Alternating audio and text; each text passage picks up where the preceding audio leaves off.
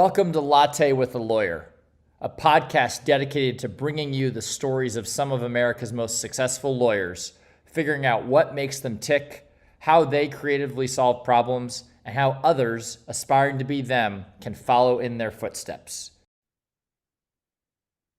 All right, everybody. Good morning. Welcome to another episode of Latte with a Lawyer. I'm your host, Jonathan Brickman, and we have kindred spirits here by our name, Jeb Butler, and I'm also a Jeb. So welcome to the show, Jeb.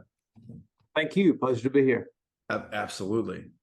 So jet fuel morning beverage of choice to get started. How do you do it?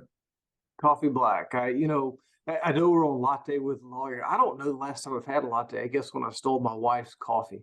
But I try to keep it simple, something that doesn't take much time, and I get out the door. Got it. All right. So you're a no nonsense kind of guy. You want to get to business quickly. Yeah, I guess so. I think my dad drank his coffee black, and when I started drinking coffee, I wanted to be like him. So maybe that's another reason. Got it. I noticed my son all of a sudden started drinking a little bit of coffee too, because I don't know why, but just recently I noticed that he actually likes to drink tea, which is kind of interesting. And you don't see a whole lot of kids drinking tea, but the other day I noticed he took a little bit out of the pot and had a cup of coffee because he's in school now. Yeah. Well, the tea is supposed to be better for you. I feel more American with the coffee. I like history a little bit. So I feel like we poured that tea out a few hundred years ago, and I ain't putting it back. Well, they had a big fight, and I'm from Boston. I told you, and the Boston Tea Party, that was Sure. a while ago. They fought over that. Yeah. So anyway, let's talk about your practice. Tell us, everybody, about what kind of law you practice. We do significant personal injury and wrongful death cases. So I know, and you probably know intimately well, that every PI lawyer in the world wants to say they do catastrophic cases and focus on the big ones. For us, it's true, and I'd say by necessity. So the sort of larger part of our firm, the firm's Butler Kahn, the larger part of it is what we call the Butler division of the firm.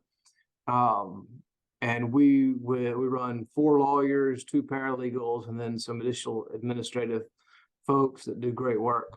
But among 4 lawyers and 2 paralegals, we keep 30 to 40 cases, which is way different than most other law firms. Right. I know from experiences in hiring, I'll ask people what they're used to, and almost nobody comes from a background like that. And so, if you want to provide A+ quality service to your clients, you need that, in my judgment. You need fewer cases so you can focus on them. But if you're going to keep the business going on such a relatively small number of cases per lawyer, then they've got to be bigger cases. So a lot of ours involve real tragedy, people who have been killed, or we've got a few who have sustained lifelong injuries and will be need round-the-clock medical care and that kind of thing. So I feel like that's where our marginal advantage is, to use a business term in a legal context. What we do well is get a good case and work the hell out of it. Okay, good. I like that. So that is different than most law firms. So does that mean that you're also in the courtroom more than others? That seems to vary with time and unpredictably. I guess we're in the courtroom more than those who don't actually. I don't mean to cast aspersions, but more than many firms where they don't even litigate most of their cases. But we're not in the courtroom as much as I would like. I think, for whatever reason, I flatter myself by saying the defense and the insurance companies think we're serious lawyers, but for whatever reason, most of our cases tend to settle before we get to trial. But we'll have hearings and stuff along the way, and we're always looking to try more cases. It just is difficult when they throw a lot of money at our clients. Sometimes they instruct us to settle the case. Well, because they know that if they don't throw a lot of money at you, you're going to take them to court, right? Which means, well, sure, yeah. Sure. And we like doing that. I look forward to doing that. We've got some cases this year that should go to trial that are good cases. And so I look forward to getting back in the courtroom. We tried 3 cases in 2021 and none last year, which is part a hangover from COVID. Courts are backed up with a lot of criminal stuff. But I hope this year we can get to trial a little more often. So what? So if so you've created enough of a brand where they want to settle with you. So the ones, so you are going to court. Why are those ones ending up in the courtroom? Well, the ones that end up in the courtroom do so for their own reasons. We tried one in 2021 that was very memorable for me because it was maybe the most emotionally rich case I've ever handled. Another way to say it would be emotionally touchy. It was a sexual abuse case involving a woman who had been sexually abused by a pastor starting when she was 15, up until she was sort of in her 20s. She finally cut it off when she was in college. And that case, I'd say 99% of the time that doesn't get to trial. But when we took the case, I promised my client her day in court. And so we went, we settled the case against the entity that ran the church for their full policy limits. So there was some monetary recovery. But she wanted to try the case against the preacher that had abused her. And, we are still trying to collect by like seizing vehicles and garnishing stuff. We probably never collect a dime of that money, but it was an intense process to try that case because we called to the stand, I think 4 victims that he'd had of, I don't know how many, but 4 were willing to sit on the stand, one virtually and the others physically there, and tell their story to the jury. And God, that was powerful. I mean, for me, like it ends, and I've heard these very touching stories and like seen all this emotion and felt all this emotion in the courtroom. And after, I forget, it was probably like a 3-day trial, maybe 2. I can't remember exactly, but I needed a break. And so, but that's just me, right? I'm just a lawyer who deals with it for finite periods and moves on. It makes you think about how emotionally overwhelming that is for people who are actually involved in it as victims, or as I found out, the family members of victims. So that's one case. That's one example of what we tried. We tried another that year where the insurance company just didn't want to offer enough, and we had a young lawyer who wanted to try it, and another where it was a firework manufacturer who just didn't want to do right. So you go to court. So how do you get ready for those cases? What's your approach, methodology? There's a lot that we do. I have a theory about the practice of law and most parts of life, which is that there aren't really secrets, particularly nowadays where everyone and their mother is filling the internet with blog posts and videos and maybe podcasts. Yeah. The information of what you need to do is certainly out there. What it takes is discipline. You just have to actually do it. So if I had to summarize, I'd say we actually do what most lawyers only claim that they do. In the context of trial, that means like preparing for that early, thinking about trial as you go through the case, focus grouping the case early, getting your exhibits ready in order. We won't. For example, we want our trial exhibit numbers to be used at all depositions. So that means that we have to think about our numbering of exhibits at trial. It's very nuts and bolts, like rote detail, but how the exhibits are going to be numbered at trial. And we want to know that before our first deposition of the case is taken. So, for example, typically we'll want like the hottest, our best exhibits have the lowest number, and then we'll categorize, so like exhibit 300 to 400 is, this particular expert on diving equipment. I'm thinking about a sort of water-based case that we have. But that takes a lot of focus, and you have to be disciplined and make yourself do all the hard things from the very beginning. And I don't think there's anything revolutionary in that idea. In fact, I know there isn't, because people talk about all this stuff at seminars all over the place. It is my theory that most lawyers don't do it. So if I have to say, what do we do about trial prep that makes us different, is discipline and actually putting in the work from the front and to the back. I think most lawyers show up at a deposition and just start going off an outline that they used, been using for 3 years or whatever, without really thinking about what their goals are in that case and how to accomplish them. Most lawyers don't think about trial until they're on the turned calendar. And they're like, oh, well, I got ready for this. But by then, if you want to be at your most effective, it's too late. Okay. So, I mean, there's a lot of successful plaintiff attorneys doing your kind of Sure. work, right? So, I mean, because I've talked to them, and they're pretty disciplined and methodical, and they have their own theories. Where did you learn your practice? I mean, who was your mentor? How'd you get to where you are? Sure. I don't mean to say that there are no good plaintiffs lawyers. No, There no, no, certainly no. I know you're not. I'm just saying. I mean, so when you say most, it's interesting because I wonder what that really means statistically. Because you're right. In every industry, there's the best and there's the middle of the pack, and there are people that are probably going to get washed out.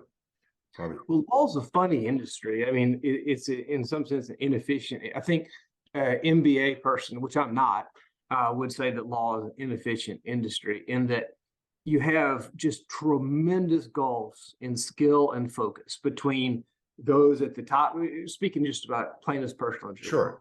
those at the very top to like those who do very poor work. And they all charge the same thing. I mean, the contingency fee is going to be somewhere between 1/3 and 45%, no matter who you hire. It could be some of the handful of best lawyers in the state of Georgia. But the outcomes are different. I mean, they get the same percent, but the outcomes are very different. The good lawyers get a much better outcome, right? Of course, of course. Yeah. So they're charging the same thing as like the worst billboard advertiser, where you have, several hundred cases per lawyer. Lawyer doesn't usually even see the file. And the work, to the extent it's done, is by case manager. They don't litigate anything. Every client's number, move it through. Let's get to the next one. And they're charging the same thing. So it is a crazy industry. Right. But as you point out, and thank you for pointing that out, the outcomes for clients can be just tremendously different. We settled a case for $45 million last year. It was a motorcycle case. And most of the time, that case would have settled for the insurance limits of $100,000. With most of the time, we were able to recognize an error made by the insurer, and then collect above limits, and that's a whole other thing. But it can just make a huge difference, like an exponential difference. But so many people don't know that, so they end up hiring whoever they see on a billboard. I find that frustrating from the perspective of clients. There are people who really need help, and sometimes they don't get it because they don't know better, and there's no real way for them to know better. So that's interesting. Here I am fussing. I didn't answer your real question, did I? No. You did. But so how do you differentiate yourself so the public knows that that you do more work and are more thorough and disciplined than the billboard attorney or somebody else? How do you do that? It's a really, really hard message to communicate, and that's why the inefficiency exists, right? If I didn't know anything about this profession, I'm hurt in a car wreck, I don't know of any. I'm not sure how I would know to call someone that I would call a retail lawyer, which is where my firm is, and lots of other good firms, where you have real focus and real work and real thought going into each case, from the wholesale shops where you're just, I don't know, treated like a number. I guess, I mean, you can look, if you're a consumer, you can look at that and maybe you can figure it out. You can call the firm. Can you talk to an actual lawyer? That's a good test. Does the person have a brain? Have they tried cases? What's the reputation like in the community? But all that stuff is pretty difficult to ascertain. So there is no clearinghouse like they do with most industries where you can sort of rank people based on objective statistics. That does not exist. Not really. I mean, not in law. I can sit here and rattle off some ways that an ideal consumer should most wisely differentiate law firms. Yeah. But most people don't know that. They don't ever get that message. So you asked how we differentiate ourselves, and we just try to emphasize those things and say, look, this is real people with real brains actually working on your case, and here's our results. Here's our Google reviews, which are outstanding. If you talk to other lawyers in the community, they know who we are. And we can say those things. And so that's how we try to distinguish ourselves, and with some success. But still, I have not found a way or even heard of a way to make it readily apparent to a consumer when a law firm does good work and when they don't. Because so often they think all law firms are about the same. They're bombarded by advertisements on buses, billboards, and radio. Yeah. And I can't blame consumers for not knowing the difference, because I'm not sure how I would know. Right. Sounds like a business idea we got here to figure that out. I got a business problem. I don't have an idea. I mean, we eventually are able in our firm to acquire and work on a bunch of good cases. That's how we can keep the numbers so low. So from the narrow perspective of our firm, I feel like the problem is at least reasonably solved. And so we're in sort of a good position.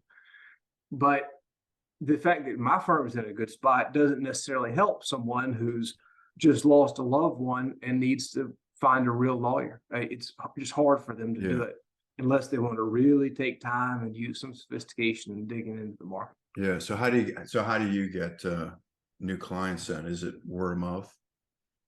A lot of it's word of mouth. A lot of it is referrals from other lawyers in the community, from sometimes other plaintiffs' lawyers who have different specialties within their practices, sometimes from defense lawyers, sometimes from friends. Our Google reviews drive in a lot of cases right off the internet. So we look at a lot that way. And then, of course, for former clients. Okay. And is your practice just local, or do you do case outside of Georgia? We'll take cases outside of Georgia, but only in sort of specialized circumstances. We take more, we're primarily based in Atlanta, and most of our cases are here in the city of Atlanta. Although I think our reach is a little more statewide than average, just because we do retail work and people know that. We will travel outside the state of Georgia, but it's got to be just the right kind of case. As law tends to be state specific. So in order for us to feel like our skill set can translate to a case, it needs to be something that we think sort of justifies that effort and allows us to add value to the case. Typically, or the best example of that is the Jeep fire cases. We built up a lot of experience handling cases involving Jeeps with aft axle or rear mounted gas tanks. People hit those, they explode, and people burn to death. So we've got much experience in that, and the internal documents that Chrysler has about those cases, that for a good case like that will go anywhere in the United States. Other than that, it would have to be a truck case where we think our familiarity with the federal rules.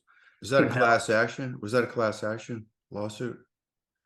No, I'm talking about the sort of personal injury or. Oh, I meant the gas tank, the Jeep case. That was not a mass tort or class action lawsuit. No.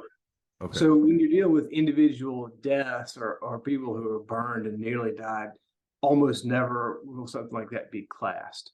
Okay. At least not in this context, because the individual variations are too great.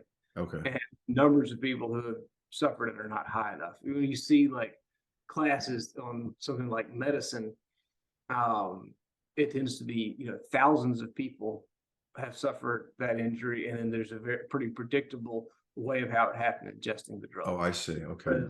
With the gas tank case, the numbers of people who have burned to death are in the hundreds, but not thousands. It happens episodically over years. And the details of each case are different because there's several different models of Jeeps that have this, the forcefulness of the rear impact, the angle of it, the height of the striking vehicle. All these things make each case different. Oh, I see. Okay. Got it. Plus, the name all makes a huge difference. All right. Yeah, I'm not an attorney, so if I ask you some dumb questions, I apologize. Oh man, that's good. What's your plan for the firm? Are you still growing, or you got a pretty good size for a personal injury firm? We're 11 people right now, and that's a pretty good size for us. I heard another friend of mine describe it one way. He said, "We will grow to meet the needs of our clients, but we will not grow for growth's sake." And I think that's right. We've been growing slowly but steadily over the last several years, and I want to continue to do that. I think Okay. if you add a lot of people fast, you lose what makes the firm special to begin with. You lose that Yes. culture, you lose that focus on cases. You start to have, if you're trying to grow fast, you can't grow carefully. And if you bring in a bunch of new people that aren't frankly that good, then that offends people that you have that are really good. So you tend to discourage your best folks. So for that reason, I believe in slow growth. Right now, we look at way more cases than we can take, but that is all right.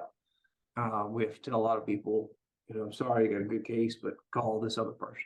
Okay. Because we can't handle it right now. And that's all right. We can do that. Got it. So tell me, just back it up a little bit. I mean, how'd you even get started? Like, why'd you decide to become a lawyer, and particularly a personal injury attorney?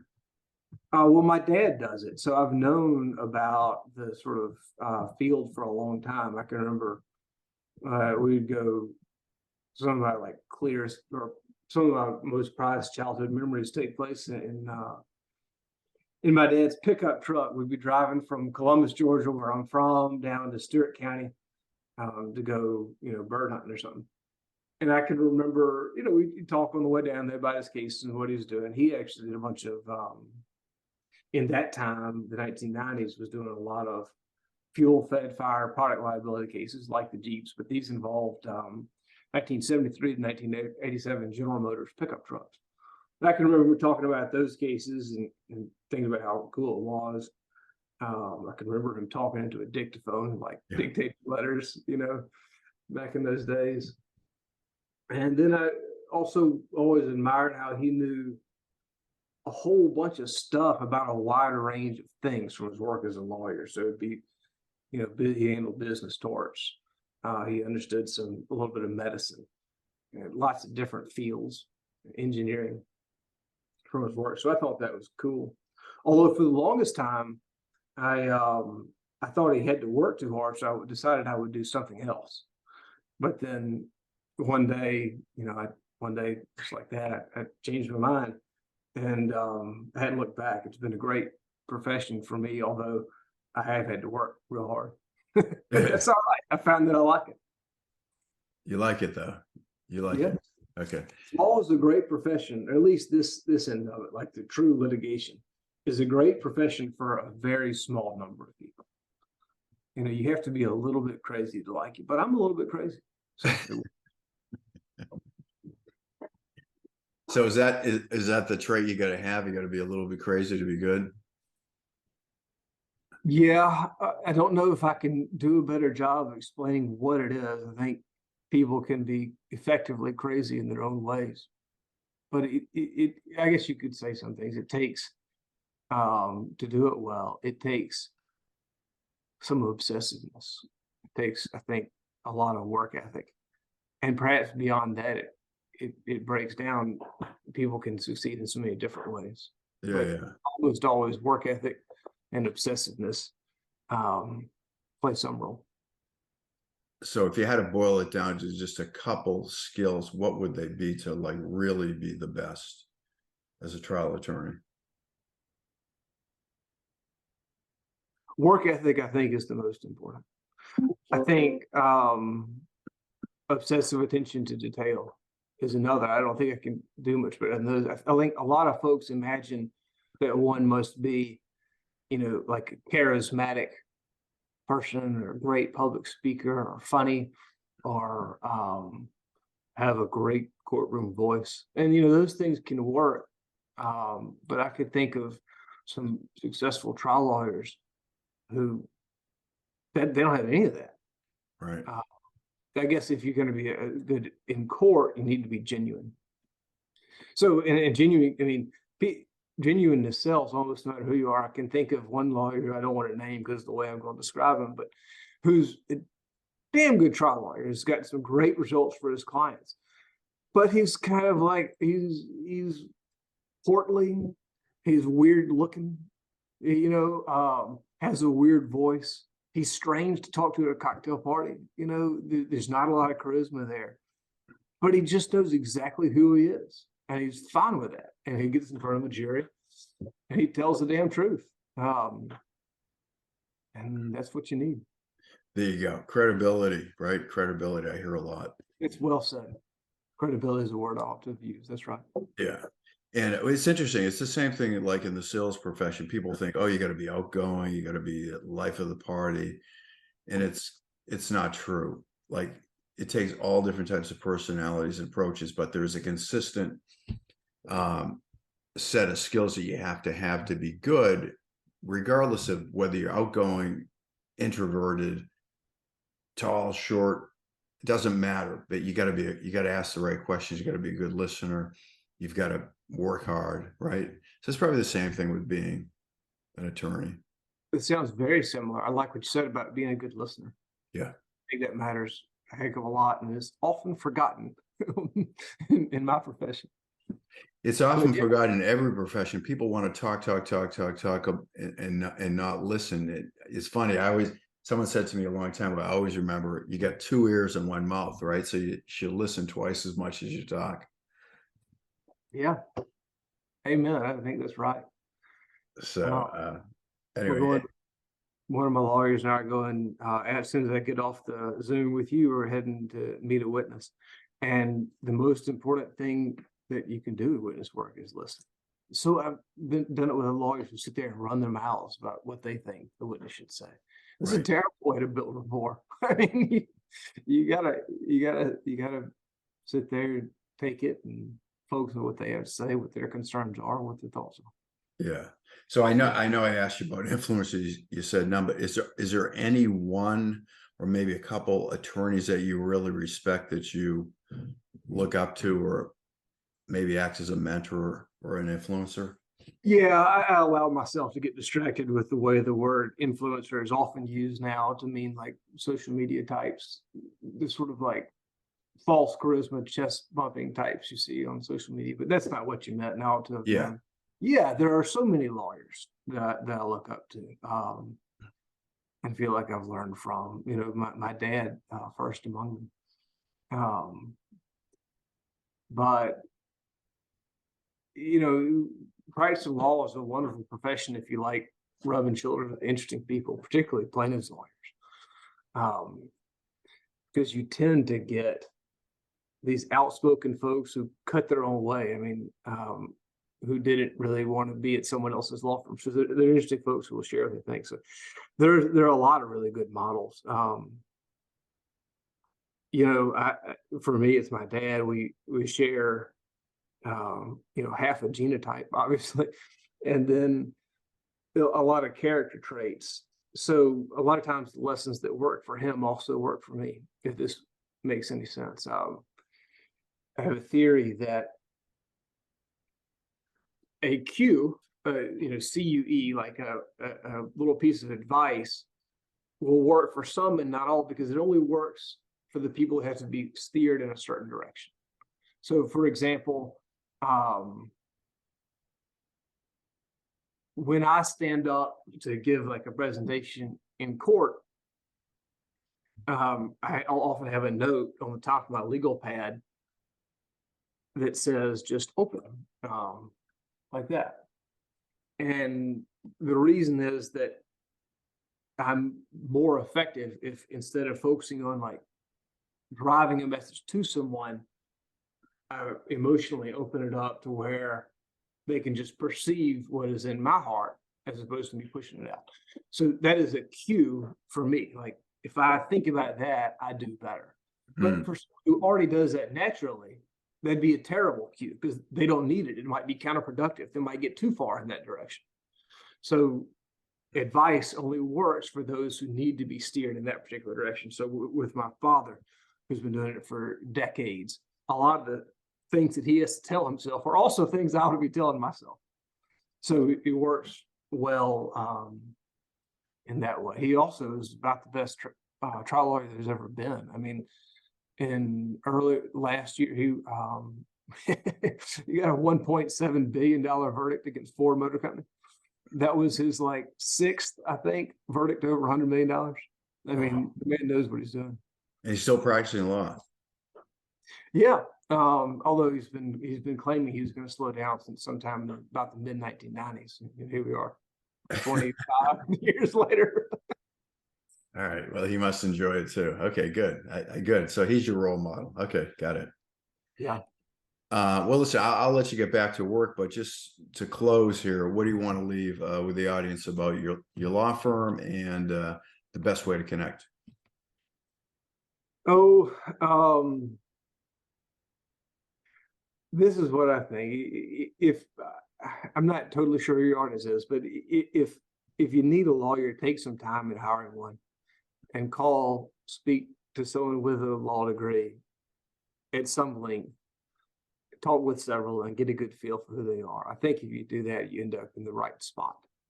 So that's what I would leave with. If you want to try us, we're at butlerfirm.com. And it's 678-940-1444. Okay, cool. All right, excellent. All right, listen, for everybody again, Jeb Butler with Butler Kahn Law Firm in Atlanta. And this is sponsored by EmotionTrac, which is a legal tech platform. And we help guys like you prepare for mediation and trial with our Insights platform. So thank you. It was a pleasure. Really enjoyed it, Jeb. All right. Thank you, Jonathan. You have a great day. You bet.